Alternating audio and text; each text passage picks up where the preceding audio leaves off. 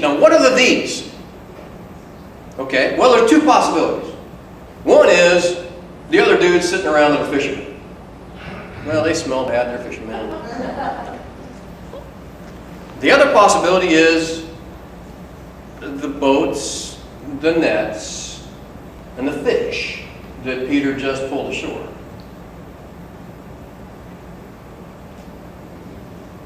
What did he do when he left Jerusalem?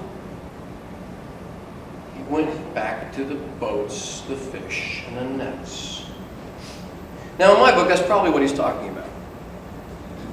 He looked at this and said, Peter, do you love me more than this stuff? Do you love me more than this life?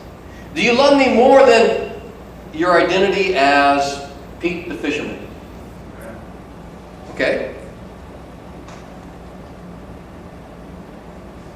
And Peter answers, Lord, you know, I'm your friend. And he says, okay, well, feed my sheep.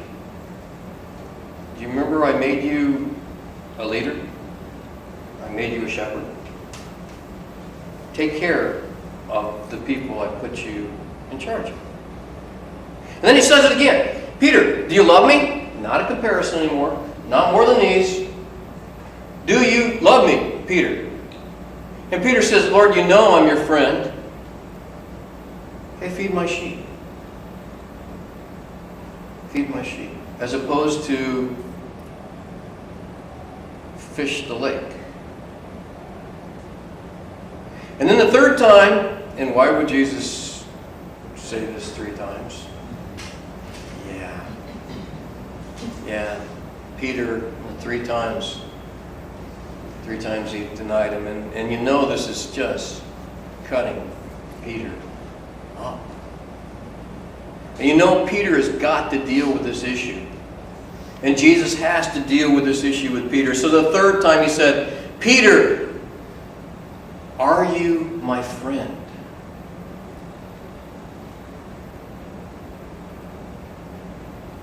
And the text says Peter was hurt because the third time he didn't use agape, he used phileo.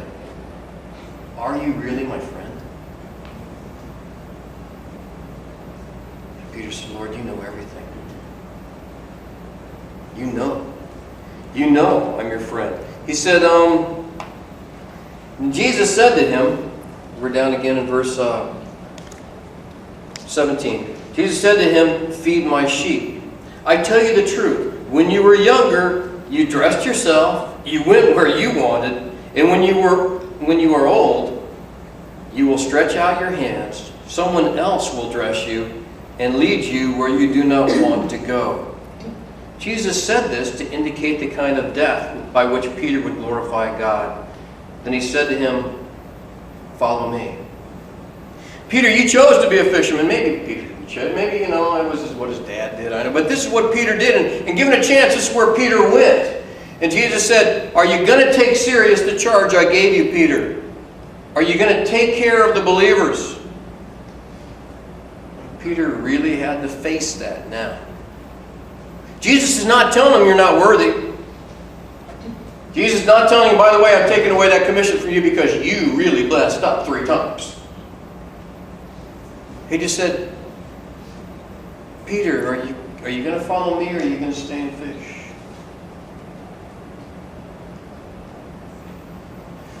And he said, there's going to come a time in your life when people are going to take you places you don't want to go. And what we're probably talking about is God sending him on missions in places that he did not feel comfortable going to. But it could literally mean that someone took him when they crucified Peter.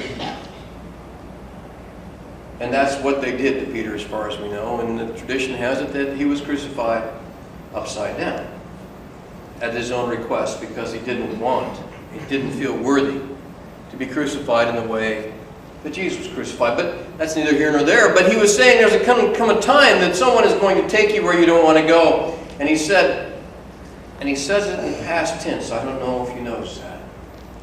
This was to indicate the death by which he glorified God. Peter's gone by this time, guys. By the time John writes this, Peter's gone. Matter of fact, of the 12, there's only 1 alive. John. And John is very, very old.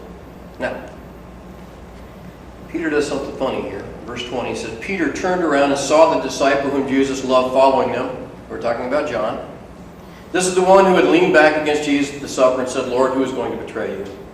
When Peter saw him, he asked, Lord, what about him? Oh, I love that. When things get tough, when you really have to look at a commitment in your life, when you have to deal with your own weakness, the easiest thing to do is to refocus on somebody else. What about him? You know, and we do this all the time. When we struggle, when we succumb to sin, when we do something we don't feel good about because it's against our conscience, we turn around and say, well, look at them. I don't know if in Jacksonville, when I feel a little guilty, and I still do because I've only been here for 3 years, about going through that yellow light when it's been yellow for so long, and I know I could have stopped, but then I look at my rearview mirror and 2 people behind me have gone also. And I say, what about them? I felt a little guilty, but what about them? We do this all the time. By the way, I don't run all the I don't know. I still use my blinker though. So I don't really belong yet. Okay. Peter is trying to focus. What about John?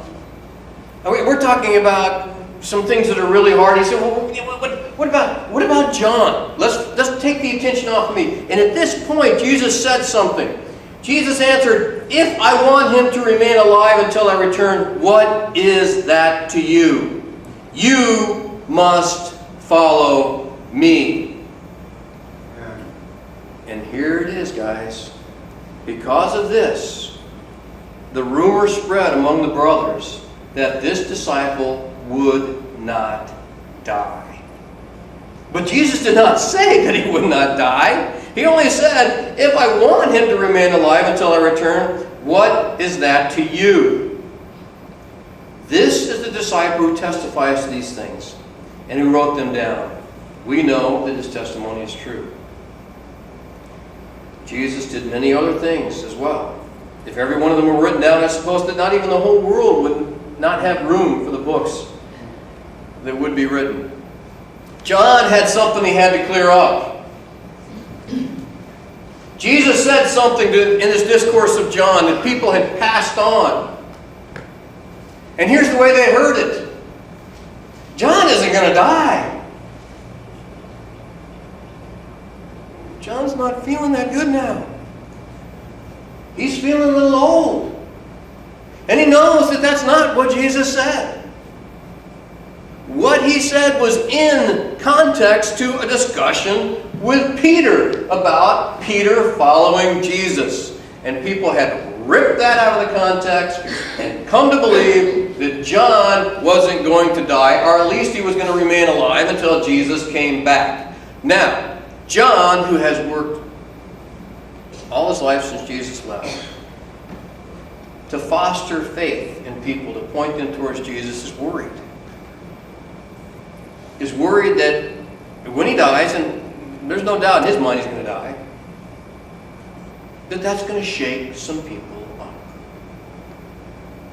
And so he says, let's get this straight. Let me tell you about that story. Let me tell you about how embarrassing it was to be caught up there in Galilee when we should be in Jerusalem. Let me tell you about what Jesus actually said to Peter and how Peter decided that he would, in fact, leave those things and follow Jesus. And let me tell you what he did not say. He didn't say that I wouldn't die, and he didn't say that he would come back before I die. Have you ever tried to clear up somebody's misconception? It's a tough thing to do. Have you ever tried to deal with somebody who's willing to pull something out of context? It's a tough thing to do, because if they really want to hold on to that,